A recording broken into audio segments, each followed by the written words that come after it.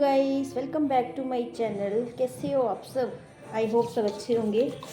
So guys आज ठंड भी हो गई है फिर से, मतलब ठंड तो पड़ ही रही है बट है कि कोहरा हो गया है बहुत ज़्यादा। सो मैं नहा के आई तो उसके बाद मैंने सोचा कि ना आजकल स्किन जो होती है बहुत ज़्यादा ना लगता है कि खुश्क खुश्क हो गया। सो मैं ऑयल क्रीम लगा लेती हूँ थोड़ी सी फेस पे। नहीं तो क्रीम भी नहीं लगाओ तो ऐसे लगता है कि चेहरा ही डल डल हो जाता है।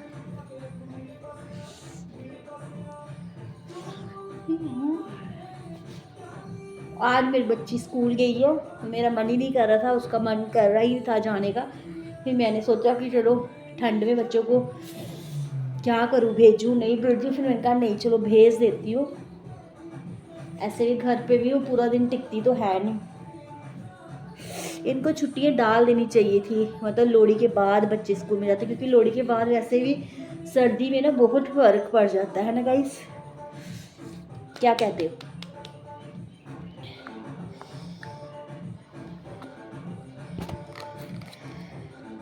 देन मैं ये वाली क्रीम यूज़ करती हूँ, ये बहुत अच्छी है। सो अंदर में अभी सुबह किचन वगैरह का काम किया तो बाहर का व्यू दिखाऊँ आपको। ये देखो, देख रहे हो सुबह बहुत धुंध थी बट है कि अभी धुंध है ना जो वो कम हो गई है, थोड़ी थोड़ी सी धुंध है।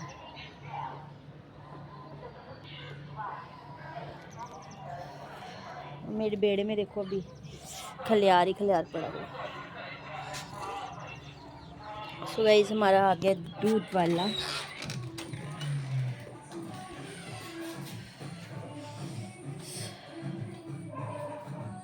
एक तो ना ये मैंने हेयर जो आगे से कटवाए हुए ना, सो इसकी बड़ी दिक्कत है। तो अभी हम लेते हैं दूध, just wait and watch. FM लगाया था मैंने, बंद कर दिया क्योंकि आजकल ऐसे म्यूज़िक अगर थोड़ा सा भी लाउड हो या कुछ भी हो तो कॉपीराइट क्लेम का तो हिसाब बता ही नहीं सकते, तो वो तो लगना ही लगना है ना। क्योंकि आजकल इन्होंने पता नहीं क्या इशू किया हुआ है, लोग तो बहुत सारा म्यूजिक ऐड करते हैं है ना।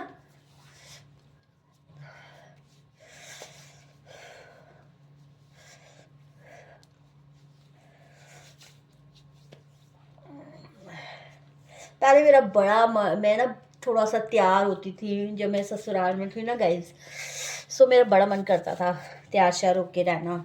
अब यहाँ पे मेरा बिल्कुल मन नहीं करता। मेरी बेटी कहती है माँ आप अच्छे नहीं बनके रहते हो, क्या करते हो, लिपस्टिक लगाया करो, सुंदर बना करो। इंसान ना खुश हो ना अंदर से, कोई प्रॉब्लम नहीं हो, खुशी खुशी हो ज़िंदगी में, तो बंदा सजता संवरता भी है। जब लाइफ में है ही इतने दुख हैं कि क्या बताऊँ। एक एलसीडी ख़राब हो गई है, वॉशिंग मशीन ख़राब हो गई, हमारा सामान जलता जा रहा है, ये पता नहीं क्या दिक्कत है इस बार की। इतने ऊपर से तो इंसान जब प्रॉब्लम में होता ना तो और प्रॉब्लम आ जाती है।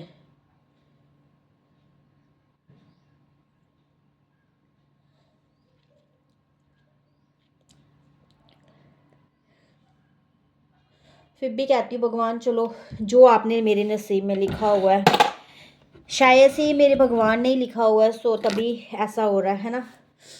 किस्मत को ही दोष क्या देना है, ये तो कर्मों का ही हिसाब देना पड़ रहा है कि आज मुझे अपनी लाइफ में इस तरीके से रहना पड़ रहा है। एक तो टीवी का थोड़ा सा मुझे सहारा था, क्योंकि टीवी में ना पूरा दिन बंदा ना सोचे समझे और माइंड में ना बहुत सारे ऐसे ख्याल आते रहते हैं। तो इसी के अकॉर्डिंग मैंने सोचा था कि चलो थोड़ा सा टीवी लगे। आज देखो ये बेचारा बंद पड़ा हुआ है, बड़ी टेंशन होती है मुझे, इसकी बड़ी टेंशन है। तो सुबह मैंने अपनी चादर वदर ये साफ़ करके बिछा दी थी, बेड की भी मैक्सिमम ये भी ख़त्म है, क्योंकि मैंने सोचा व्लॉग तो मैं बनाऊंगी बट एक ही व्लॉग बनाते बनाते बड़ा बन जाता है व्लॉग, तो इसलिए मैं तो छोटे ही व्लॉग बनाया करूँगी, ज़्यादा बड़ा व्लॉग नहीं बनाऊँगी, क्योंकि लोग ना बड़ा व्लॉग ज़्यादा पसंद भी नहीं करते हैं। तो ये मेरा सामान था रूम में पड़ा हुआ, मेरी मम्मी उनका रूम है तो उधर पड़ा था, फिर उन्होंने मेरा सामान निकलवा दिया। फिर मुझे यहाँ पे रखना पड़ा। फिर अंदर क्या करें, एडजस्टमेंट करने की जगह तो है नहीं, पर आहिस्ता आहिस्ता से कर देती हूँ। क्या करूँ, करनी तो पड़ेगा ना।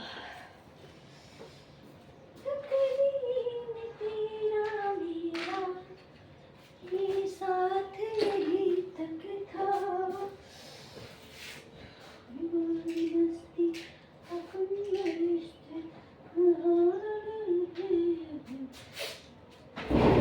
ये ना पर्दे पीछे कर करके ना बच्चे सारा का सारा एक बेड को तबाह कर देती है। पर्दे पीछे करती है, बैठती है बेड में क्यों नहीं बिछाया हुआ, इसलिए कि चलो बाहर बैठ जाया करो।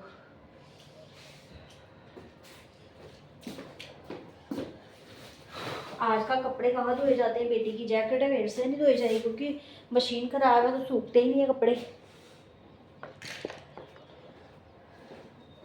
तो बाहर की चादर मैंने बिछाई हुई है, ये मोटी चादर है। तकदीर में तेरा मेरा,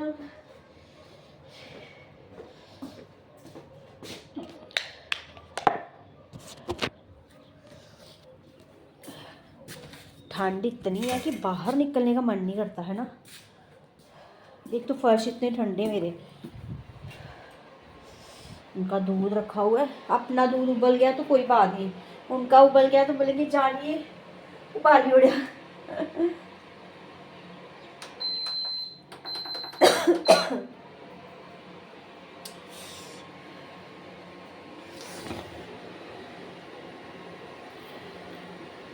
सो गाइस, अगर आपको मेरा ब्लॉग अच्छा लगता है उसको लाइक सब्सक्राइब एंड शेयर ज़रूर करा करो, क्योंकि मुझे पता है कि आपको बड़े अच्छे अच्छे ब्लॉग्स देखने का मन करता है ना। बट वही जो मेरे ब्लॉग्स होते हैं उसमें आपको एक तो लाइफ में कैसे स्ट्रगल करना है उसके बारे में पता चल जाएगा कि जैसे मैं करती हूँ। कुछ लेडीज़ ऐसी होती हैं जो नहीं कर पाती हैं, है ना। तो जिस तरीके से हम कर रहे हैं, शायद किसी को देख के बंदा जैसे कि हम देखो किसी के व्लॉग में अगर देखती हूँ, किसी व्लॉग में कोई लेडीज़ अपना दुख सुना रही है या अपनी तकलीफ़ें सुना रही है कि मेरी लाइफ ऐसी है ऐसी, तो हम कई बार उनको देख के ना हमारे मन में भी ऐसे विचार आते हैं, नहीं यार अगर ये सह सकती है, ये इतना कुछ गरीबी में रह के कर सकती है तो हमें क्यों नहीं। मतलब क्या होता है कि उससे हमें प्रेरणा मिलती है ना। तो आपको मेरे व्लॉग से भी प्रेरणा मिल जाएगी कि मैं किस तरीके से रहती हूँ, कैसे मैं अपनी मम्मी के घर पर रह रही हूँ, तो ये सब आपको मिलेगा, ठीक है। तो बाकी बात ये है कि ससुराल, मेरा तो यही मानना है कि अगर ससुराल में बहुत ज़्यादा स्ट्रगल करना पड़ा मुझे, बहुत मेरा वहाँ पे भी किसी ने साथ नहीं दिया या कुछ भी है, लाइफ टाइम में जैसी भी रही हूँ, अकेली रही हूँ वहाँ पे भी, तो मैंने अपना जी एक फ़ैसला ले लिया था कि मैंने वहाँ से निकलना है, जितना बहुत ज़्यादा दुखी कर दिया हुआ था। क्योंकि लोग कहते हैं कि जो बोलता है ना वो ही ज़्यादा ख़तरनाक होता है, नहीं, बोलता वही इंसान है जिसको तकलीफ़ होती है। और मैं बोलती थी, मैं गलत बात को बर्दाश्त नहीं करती थी, और बस वहाँ से मैं बहुत तेज़ हो गई और लोगों को लगा नहीं ये तेज़ आई, यहाँ पे टिक नहीं पाई। लेकिन असलियत क्या होती है, वो इंसान जब रहता है उसको वो पता होता है। बाहर के बंदों को क्या पता चलेगा, बाहर के बंदों को कुछ नहीं पता चलेगा, क्योंकि जो हमारे आस पड़ोसी हैं जो हैं उनको सब पता था, जो साथ साथ घर थे, लेकिन फिर भी वो भी देखकर अनदेखा करते थे। लेकिन ऐसा नहीं करना चाहिए, क्योंकि मैंने इतना देखा होगा कि अगर किसी घर पे झगड़ा हो रहा है तो लोग खाली तमाशा देखते हैं। मैं ये बोलूँगी कि तमाशा नहीं देखना चाहिए। अगर कोई लेडीज़ दुखी है तो उसका साथ दो। जब हमारा ससुराल में फैसला हो रहा था तब किसी ने नहीं ये बोला कि हाँ भाई, चार बंदे आके ये समझाते मेरे ससुर को कि नहीं यार तुम दोनों बच्चों के साथ एक जैसा करो, या मेरे ससुर के, मेरा दिमाग नहीं था तो उनका दिमाग होता कि नहीं मैं इनको अलग नहीं करता हूँ, मैं इनको अलग से कहीं घर बना के देता हूँ, मेरे बच्चे की बेटी है, मैं उसका अच्छा सोचता हूँ। लेकिन उसने नहीं सोचा ये, ठीक है। तो वो अपनी सोच है, उसने आज तक दादे का कोई फ़र्ज़ तो निभाया नहीं, कभी मेरी बेटी तक को ये याद नहीं किया है। शायद से अगर मेरे व्लॉग मेरे रिलेटिव भी देख रहे हैं तो वो भी जाके बोल सकते थे कि हाँ भाई कभी दादे का फ़र्ज़ निभाया है, लेकिन नहीं, सब बोलते हैं कि हमारे साथ ही करता जाए, दूसरों को चाहे करे ना करे, है ना।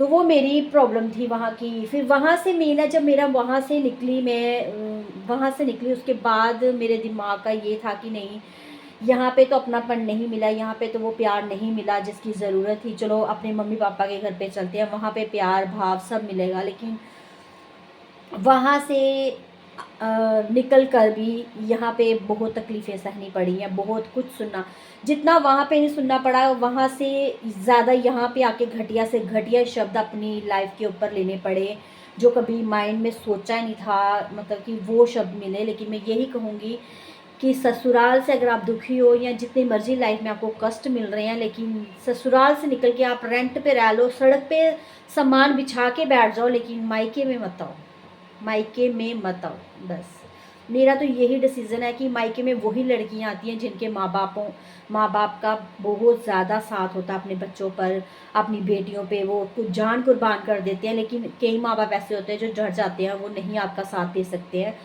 तो मेरी लाइफ में ऐसा कुछ नहीं हुआ कि मेरे माँ बाप ने कभी मेरा साथ दिया है, वो मेरे साथ खड़े रहे नहीं। उन्होंने जो बातें सुननी है वो सुनी है, मेरा साथ तो ऐसा किसी ने नहीं दिया। और मैं अकेली हूँ, अकेली ही रखती हूँ, अकेला ही सामना करती हूँ सबका, बाकी कुछ नहीं। लेकिन मेरा यही मानना था कि मैं मायके में आके भी मैंने बहुत बड़ी गलती की। ससुराल में तो दुख भोगा ही भोगा, लेकिन मायके में उससे ज़्यादा डबल भोग रही हूँ।